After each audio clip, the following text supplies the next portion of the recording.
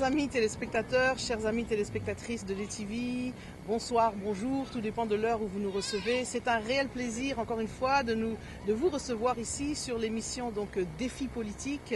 Et encore une fois, probablement vous attendiez Damien. Eh bien, aujourd'hui, ce n'est pas Damien, c'est moi. Ça arrive, il faudra vous habituer. De temps en temps, peut-être, vous me retrouverez ici au micro de DTV pour l'émission Défi politique. Comme je le disais, aujourd'hui, c'est vraiment un plaisir parce que nous n'avons pas n'importe qui comme invité. C'est un invité assez spécial et c'est vraiment un plaisir de le recevoir aujourd'hui. Je pense qu'il n'est plus à présenter. Tout le monde connaît ce monsieur qui est quand même un grand homme, monsieur Babi Baloukouna, n'est-ce pas? Bonsoir Babi. Bonsoir chère compatriote Claudine.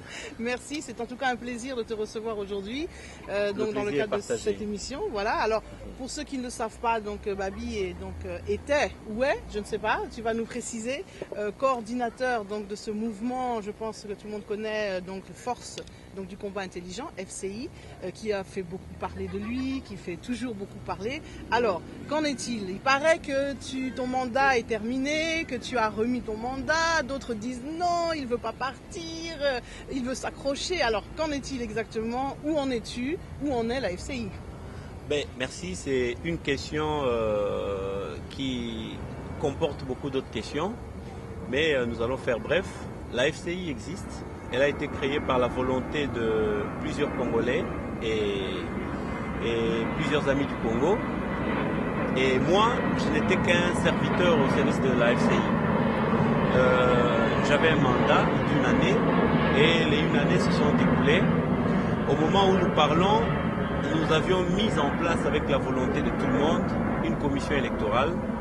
Et c'est cette commission électorale qui nous prépare vraiment une bonne passation de pouvoir, peut-être entre Babi et quelqu'un d'autre, ou si la base le demande, entre Babi et Babi. Mais c'est ça. Donc tu es candidat à ta propre succession? Je ne l'ai pas encore dit parce qu'il y a beaucoup de choses qui me font appel au Congo. Je crois que ce qui importe pour nous maintenant, c'est de descendre sur le terrain pour faire le grand travail qu'il faut faire. Au niveau de la coordination, vraiment, ça dépendra de la base. Il y a un monsieur qui s'appelle Richard, s'il me dit d'être candidat, je le serai. Ok, voilà. D'accord. Alors, avant qu'on aille justement en parlant du Congo et des projets que tu as ou que la FCI a par rapport au Congo, oui. Je voulais juste revenir un peu sur la FCI, sur ce concept un petit peu, parce que c'est vrai que le combat intelligent. Le combat intelligent, c'est quelque chose qui a fait jaser, les gens l'ont très mal compris, certains ont cru que le combat intelligent c'est seulement destiné à des intellectuels et que tous ceux qui n'avaient pas étudié n'avaient pas leur place, etc. Alors, qu'est-ce que c'est ou qu'est-ce qui t'a poussé en fait? Parce que bon, moi je te connais, c'est vrai, depuis de belles lurettes, à l'époque de Wechi, lorsqu'on chroniquait d'autres faits. Oui. Alors justement, qu'est-ce qui t'a poussé réellement à je dirais, d'abord de t'engager, c'est vrai, ça c'est la première question, de t'engager dans le combat, mais aussi à vouloir, parce que bon, je pense que quand même tu as été cofondateur ou co-créateur de cette FCI. Donc, initiateur même, si vous voulez. Voilà, alors initiateur, qu'est-ce qui t'a poussé, qu'est-ce qui t'a donné cette envie de dire il faut qu'il y ait une FCI parmi ce combat? Mon engagement personnel a été construit au moment où je suis allé au Congo en 2007. D'abord, nous étions tous suivistes de l'UDPS parce que l'état de droit, ça nous fascine tous. Et les leaders de l'UDPS, dont le président Tshisekedi, nous ont fait rêver depuis très longtemps. Je me souviens encore à l'époque de la CNS, la Conférence nationale souveraine. Nous y allions entrer derrière, au fond, après les conférenciers, et parfois le cardinal Mosengo nous chassait. Donc, on était encore trop jeunes à ce moment-là. Je ne peux pas dire que j'avais l'âge de pouvoir vraiment m'engager politiquement. Mais maintenant, en 2007, j'étais déjà beaucoup trop majeur. C'est en ce moment-là que je m'étais décidé de faire un combat quand je suis allé pour l'enterrement de ma mère au Congo. Et là, j'avais constaté que vivre en Europe, parfois on oublie les réalités du terrain. Donc, quand je suis arrivé, j'ai vu que les Quinois et les Congolais en général souffraient. Écouter de loin, ce n'était pas la même chose que palper la réalité sur le terrain. C'est comme ça que j'étais journaliste, mais je me suis dit non, si je ne m'en fais qu'à l'éthique, à la déontologie, les compatriotes vont souffrir, je ne ferai jamais dire la vérité et j'ai accepté de me débarrasser de mon manteau de journaliste et finalement, je me suis mise en politique. Mais alors justement, parce que tu dis tu as été donc en 2007 au pays, oui. Tu as vu des choses. Alors j'allais dire, bon, on ne va pas relater tout ce que tu as vu parce que ça serait l'objet d'une autre émission, mais justement, tu as pu comprendre c'est quoi l'horreur de ce régime, parce que justement on en parle, et si on est dans ce combat, dans cette lutte, c'est parce que justement face à toutes ces horreurs que nous voyons, face à toutes ces monstruosités, on ne peut pas rester insensible. Peut-être un détail, qu'est-ce qui t'a touché particulièrement, peut-être un souvenir justement de 2007 qui t'a vraiment marqué? Il y en a tout à fait. Tout justement, quand j'arrivais déjà à Kinshasa, je voyais que les gens n'avaient pas de carte d'identité. C'était pas normal. Déjà que les gens, dans leur commune de résidence, ils n'étaient pas connus. Ils n'étaient pas connus de la commune. La commune ne leur adressait pas de courrier, les services publics ne les connaissaient pas, d'où la question de l'enrôlement de la population, l'identification. Donc on était dans une société où le pouvoir en place scandait des slogans. Il disait, voilà 5 chantiers, nous allons faire ceci, faire cela pour les gens. Mais quels gens? Parce que vous ne les connaissez pas. Vous ne les avez pas identifiés, vous ne les avez pas quantifiés. C'était là le problème. Je m'étais dit, il y a un problème. Je suis allé à la commune pour demander un document. On me disait, moyennant de l'argent et mon témoignage propre, personnel, je pouvais fabriquer tout et n'importe quoi. J'avais une attestation et un acte authentique, officiel. Et ça m'avait déjà tiqué. Plus loin la misère. Hein. Donc il suffisait de sortir de sa parcelle pour voir que en face, il y a des enfants qui jouaient pieds nus, qui n'avaient pas de quoi se vêtir, ils avaient des vêtements troués. Et parfois, c'était les heures de l'école, mais les enfants étaient dans la cité en train de traînailler. Donc tout ça, ça avait vraiment préoccupé mon attention. Mais, bon, et il y en a encore beaucoup. On pourrait même faire plusieurs émissions sans que j'aie terminé la liste. Justement, parce qu'en fait, bon, si on compare, hein, tu as dit toi-même, donc tu as connu l'époque Mobutu, tu étais au Congo, tu as vu... Je suis né sous l'époque de Mobutu. Voilà, donc j'allais dire ces éléments dont tu parles, oui, la pauvreté, c'est vrai, les enfants qui ne vont pas à l'école, mais ces choses-là, on les a connues encore, surtout dans les années 90. Ça s'est empiré. Okay. Ça veut dire que Mobutu a fait sa part des destructions. La population a attendu qu'avec les Kabila, ça en soit le contraire, mais malheureusement, ça s'est empiré. Vous pouvez vous imaginer, madame, que Kabila a tué plus que Mobutu. Ça, c'est pas difficile à s'imaginer. Je suis, en tout cas, j'assume mes propos. Kabila a plus de responsabilités de mal que Mobutu. Kabila a l'irresponsabilité notoire que tout le monde a constatée. Kabila est presque absent quand la population a des soucis. Il ne réagit pas. Ici en Europe, là où nous vivons, il suffit qu'on tue quelqu'un, on envoie encore aux États-Unis où il y a quelqu'un qui a été, un jeune de 19 ou 20 ans qui a été tué lâchement par la police. Il s'agit bien de la police. Hein. Ça veut dire que le chef de l'État, M. Obama, devrait être derrière le service public. Mais non, il s'est interposé entre, et d'une part la population qui manifeste, et d'autre part les services publics de l'État que lui est censé représenter. Et là, en train de jouer un rôle d'apaisement d'une part et un rôle d'interpellation pour le service public, la police. Et voilà, ça c'est un chef. Mais chez nous au Congo, on venait d'apprendre récemment qu'un acteur de l'opposition, M. Ewanga, que je peux citer, qui est de l'UNC de M. Kamere, il a été arrêté pendant que le président en fonction s'est trouvé aux États-Unis. Aucun mot. Quand il est rentré, aucun mot. On tabasse un manifestant aux États-Unis à Washington. Le président en question, qui était chef de sa délégation, c'est normal, ce sont les aléas du direct.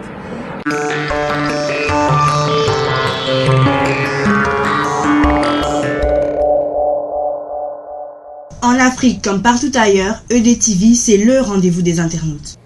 Donc justement, alors Babi, tu nous expliquais un petit peu tes motivations. Alors dans la deuxième part de ma question, je te demandais justement ce qui t'a poussé à vouloir créer la FCI. Parce que bon, il y a beaucoup de mouvements, il y a beaucoup de choses parmi nous. Donc, il y a beaucoup de mouvements combattants, on connaît toutes les différentes associations qui existent. Donc qu'est-ce qui t'a vraiment poussé ou donné l'envie d'initier cette FCI? Oui, merci pour cette question qui est assez pertinente. L'envie au départ, ce n'était pas de créer un mouvement. Au départ, c'était de structurer le combat. Donc notre combat au niveau de la diaspora. Et plus loin, les amis de chez nous en Belgique avaient choisi que nous puissions d'abord nous occuper des affaires de Belgique et après essayer de mutualiser avec les amis des autres pays. Donc c'est dans cette dynamique-là que nous avions décidé d'organiser des élections pour pouvoir doter notre fonctionnement d'une hiérarchie et voilà des règles, des textes pouvant régir notre fonctionnement. C'est dans ce sens-là que j'avais eu la chance que mes pères me choisissent comme, en lingala on dit mouton à train, comme tête de wagon. Voilà, tête de wagon, voilà. Et c'est comme ça que ça s'était bien passé. C'était même d'ailleurs au sein d'un autre mouvement, comme sous une autre enseigne. C'était à l'époque un autre nom. Et finalement, les amis qui étaient avec nous, d'autres se sont rébellés. On doit dire les choses telles qu'elles sont. Les autres se sont rébellés contre l'idéologie que nous avions optée. Et c'est comme ça que la FCI était appelée à remplacer ce vide de nom, ce vide d'idéologie et le combat intelligent. Pourtant, au départ, le combat intelligent, nous étions en train de l'évoquer comme un rappel à l'ordre. Nous appelions les autres amis à observer le sens de l'évolution, le sens de la tolérance, de la compréhension des choses, du débat partagé entre nous. Et voilà, c'était une interpellation, le combat intelligent. On pouvait même considérer cela comme un slogan et comme une gadget idéologique. Et finalement... Mais justement, cette FCI, là, ce combat intelligent, qu'est-ce qu'il a de si particulier? Parce que au point qu'il a cristallisé tellement, je dirais, de haine, tellement de problèmes, de polémiques vraiment inutiles d'ailleurs. Mais je veux dire, qu'est-ce que vous faites, j'allais dire, de si spécial par rapport à d'autres mouvements? Le problème, il est beaucoup plus culturel pour notre communauté plutôt qu'un problème spécifique à un mouvement, qu'on pourrait attribuer à un mouvement. Le problème, c'est la culture de chez nous. Les gens ont tendance à s'accrocher à la médiocrité. Vous voyez, faites une expérience, surtout au Congo, on en avait l'habitude. Quand vous demandez à un enfant qui revient d'une proclamation à l'école, comment ça s'est passé? Si c'est parce que c'est un enfant qui a échoué, qu'est-ce qu'il va vous répondre? Ah, papa, presque tout le monde là-bas n'a pas bien travaillé. Oh, il y a 2 quand même qui ont réussi. Sur 30, 28 ont échoué. Lui, il te dit, ah papa, notre classe, en tout cas, on n'a pas bien travaillé. Tout ça pour couvrir sa médiocrité. Il préférera, dans ces cas-là, faire partie des faibles. Alors, c'est cette culture-là que nous avons imprimée dans notre fonctionnement. Mais alors, justement, là, tu touches un point que je trouve extrêmement important et qui demanderait vraiment une analyse de fond. Oui. Alors, je vais me permettre de peut-être de poser cette question. Ce point, effectivement, qu'on appelle, certains appellent ça même une antivaleur. Oui, c'est une antivaleur carrément. Donc, pourquoi? Bien trouvé. Comment se fait-il que c'est devenu, j'allais dire, une identité congolaise? Qu'est-ce qui a fait que c'est d'ailleurs ça notre devienne... leitmotiv. Nous nous battons pour que cela soit révolutionné. Ce n'est pas normal que les gens s'accrochent à la médiocrité. Ce n'est pas normal que les gens se familiarisent à des anti-valeurs. Et quand vous leur parlez des valeurs, ils vous disent « Ah, ben, c'est pas... Voilà, on a sauté. » Vous dites aux gens « Écoutez, il faut bien se comporter envers les femmes. Ah, elles aussi, elles exagèrent. Vous dites aux gens « Il faut qu'il y ait une culture électorale, même à partir de nos associations, nos petites associations. Comment pouvons-nous demander à Kabila d'être souple, de lâcher le pouvoir en 2016, pendant qu'à notre niveau, nous n'arrivons pas à lâcher les petites responsabilités qu'on nous donne de façon très démocratique par nos amis, nos compères. Donc là, ça pose problème. Ce sont des valeurs qu'il faut cultiver. Et pour cela, il faut les évangéliser. J'ai aimé, sur la LDTV, il y a même une émission que j'ai suivie une fois, Alerte patriotique. Ça, c'est très intéressant. C'est une idéologie FCI. Parce que dans la FCI, nous disons il faut évangéliser sur le combat. C'est tout un combat. Les gens pensent que le combat, c'est seulement combattre Kabila. Non. Le combat, c'est... On peut arriver même à se combattre soi-même. Tout à fait. Qu'est-ce qu'il y a? Voilà, je suis un retardateur tout le temps que j'ai des rendez-vous. Je me combats pour que cela change. C'est justement ce combat, moi, que j'appelle... Le combat intelligent. Voilà, le combat intelligent. Et c'est vrai que, bon, c'est aussi, en quelque sorte, mon combat, c'est-à-dire c'est un combat d'éducation. Tout à fait. Effectivement, de faire changer les mentalités. Mais moi, j'aimerais... Nous disons la citoyenneté. Voilà, la citoyenneté, bon, voilà, donc on se rejoint. Mais moi, j'aimerais plutôt te poser la question, si peut-être tu as un élément de réponse, pourquoi On s'acharne sous la FCI. Non, pas forcément par rapport à la FCI, mais par rapport justement à ces antivaleurs. Une autre antivaleur, par exemple, ce qu'on appelle l'histoire du panier de crabe. Oui. C'est-à-dire que, voilà, le Congolais ne supporte pas que Moninganae à l'équipe ou bien que Moninganae avance. Il faut toujours dire, allez, toi, reste avec nous, donc redescends. Vous voyez, imaginez un panier de crabe, très beau débat, un crabe qui veut monter, et puis non, tous les autres le tirent vers le bas. Alors, pourquoi cette mentalité-là? Est-ce que par hasard, tu aurais un élément de réponse par rapport à ça? C'est d'ailleurs des sujets qu'on évoque dans nos matinées politiques. Vous savez, j'entends ça de partout. Parfois, les gens vous disent, chez nous, il n'y a pas de leader. Mokonzi Amutwazate, comme ça se dit littéralement en lingala. Bon, en face, il y a quoi? Il y a Kabila. Kabila est qui pour son camp? C'est le leader.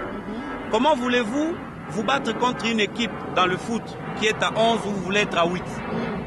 Comment voulez-vous vous battre contre une équipe qui est bien habillée en maillot, clairement identifiable, et vous voulez vous habiller en raffia, en pagne, tout mélangé? Comment voulez-vous vous battre contre une équipe qui a un entraîneur? Bon, vous ne voulez pas avoir d'entraîneur. Comment voulez-vous vous battre contre une équipe qui accepte bien qu'il y ait un règlement du jeu, mais vous ne voulez pas qu'il y ait des règlements? Mokonzi Amutwazate, Mibekwezate, voilà, tout le monde est libre de faire sa vidéo dans son coin, de parler de tout ce qu'il veut, de critiquer, et du côté de Kabila, et du côté du combat, d'injurier, voire même des grands leaders comme les Tshisekedi. Ça, nous, on avait dit non, non, non, non. Et c'est ça. Donc, les antivaleurs dans notre combat. Parce que parfois, on se montre trop critique à l'égard des kabylistes. Et les gens disent, ah ben c'est bien quand on tire sur les kabylistes. C'est bien quand on tire... Mais il faut aussi parfois tirer sur nous-mêmes. Mais justement, autocritique. C'est pour ça ma question. Ma question, c'est de savoir si tu avais un élément de réponse de pourquoi. Pourquoi les gens agissent ainsi? Voilà, pourquoi le Congolais a-t-il cette antivaleur-là? Pourquoi? Au départ, comme je disais, merci de me ramener là, c'est un problème culturel. C'est que les Congolais appellent culture, c'est la musique. Or, la culture, elle est large. Dans cette culture-là, nous trouvons... Vous savez, les gens, vous voulez me faire dévoiler des choses que nous écrivons. Oui, mais c'est justement des choses que les gens ont besoin de savoir. Vous savez, les gens qui ont accompagné les années-lumière, ce qu'on a appelé la révolution ici en France, c'était des artistes beaucoup plus, des dramaturges, des peintres, des écrivains, tout ça. Et ces gens-là ont beaucoup contribué. Mais quand nous rentrons chez nous, les acteurs de notre culture, ceux que les gens ne veulent pas qu'on touche à eux, ceux qu'on met au devant, toucher Werate, Wera, danger, leader, Nabiso, Kofi, sont-ils irréprochables? Je crois que non. Parce qu'on s'est focalisé sur la musique comme elle étant la base de notre culture. Bon, qu'est-ce que la musique en question vend comme valeur? Dans la musique, on vous dit chance et loco, pamba. Mais ça, ce sont les musiciens qui le disent. Si je peux me permettre, ça n'a pas toujours été comme ça.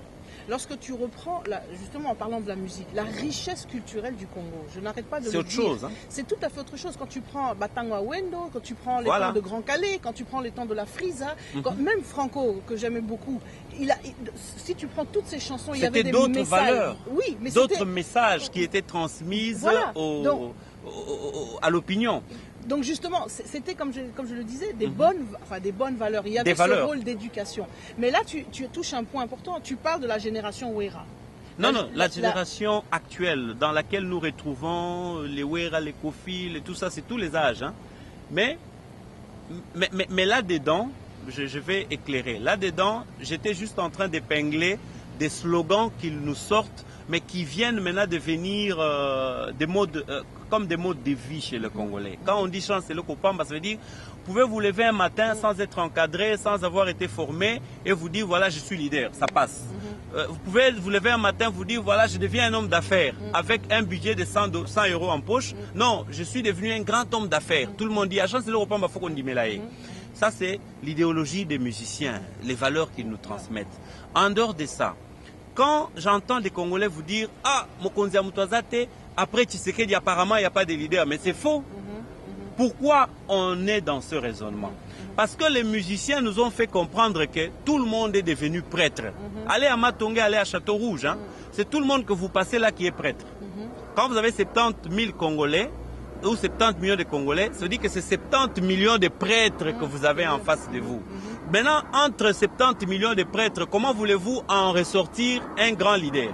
C'est compliqué. Tout à fait. Alors, bon, c'est compliqué. Là, bon, malheureusement... Il faut combattre tout ça. Bref, c'est un problème culturel. Voilà. D'ailleurs, c'est un débat très intéressant et j'invite nos téléspectateurs, on va poursuivre ce débat dans le cadre, je pense, d'une autre émission, parce que nous sommes quand même dans le défi politique, nous allons revenir à la politique. Et là, j'allais dire, c'est mon émotion aussi qui est partie. Non, on a parlé de la politique culturelle. Voilà, c'est très important. Mais la politique est large. J'aimerais justement revenir donc à la FCI et au projet de la FCI par rapport au Congo. Oui. Parce que bon, tu as toujours dit, effectivement, moi je dois aller au Congo, en tout cas la FCI doit aller au Congo. Alors aujourd'hui, qu'en est-il? Es-tu parti au Congo ou bien n'es-tu pas parti ou bien veux-tu partir? Qu'en est-il par rapport à ce projet de vouloir rentrer au pays? Je corrige d'abord au niveau du vocabulaire ou de la sémantique. Nous ne partons pas au Congo, nous rentrons au Congo. N'oubliez pas que Babi Balukuna, avant 2012, c'est-à-dire en 2011, nous avions battu campagne là-bas comme candidat député. Babi Balukuna là-bas, nous étions journalistes et tout ça. Donc, en tant que responsable à la FCI, ça dit que j'entraîne tout mon passé et je l'offre à la FCI. Donc la FCI aujourd'hui, en allant au Congo, elle ne part pas au Congo, elle rentre au Congo. Voilà, donc nous allons rentrer au Congo, sauf que cette fois-ci, nous voulons le faire autrement.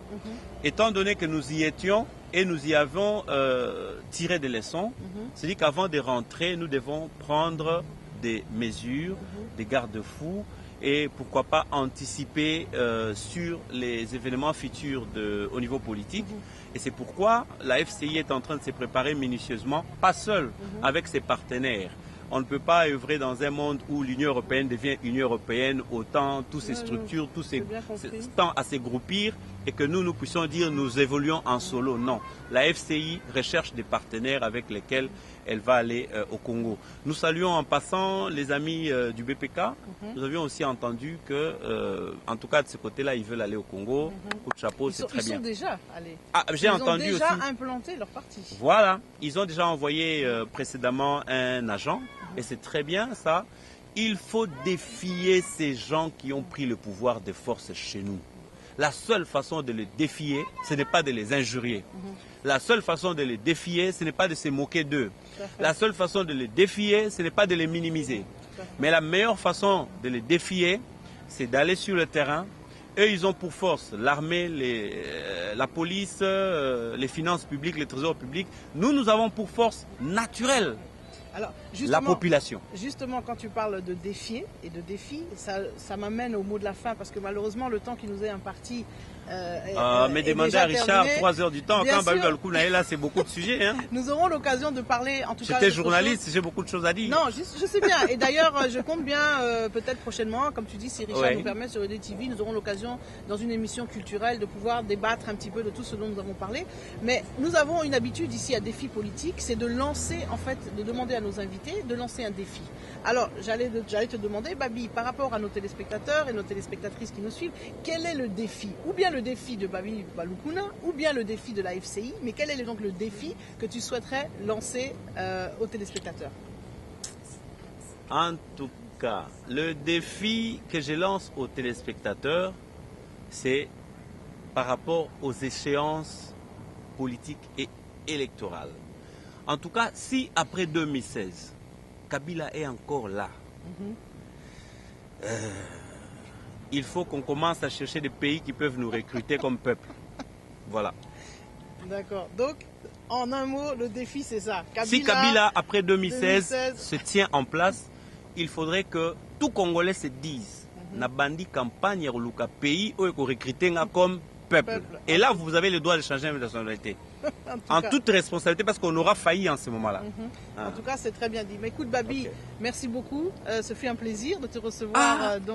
C'est moi qui te remercie. Vraiment, merci. En tous les cas, mes amis téléspectateurs qui nous suivaient, voilà, ce fut vraiment une émission très charmante. C'était, comme je dis, un réel plaisir. Et je pense que vous aurez l'occasion de nous suivre encore parce qu'effectivement, Babi a beaucoup de choses à dire. Vous voyez que les débats sont très riches et vous nous suivrez sûrement prochainement sur des émissions peut-être culturelles ou sur effectivement d'autres débats, voire même le débat. Je n'en dis pas plus, je vous réserve des surprises. Donc EDTV vous réserve beaucoup de surprises, donc continuez à nous suivre, soyez fidèles aux émissions de EDTV. Le rendez-vous des internautes. Voilà, pour l'émission d'aujourd'hui, Défi Politique. En tous les cas, moi je vous dis au revoir, à bientôt, que Dieu vous bénisse et peut-être, qui sait, à la prochaine. Merci.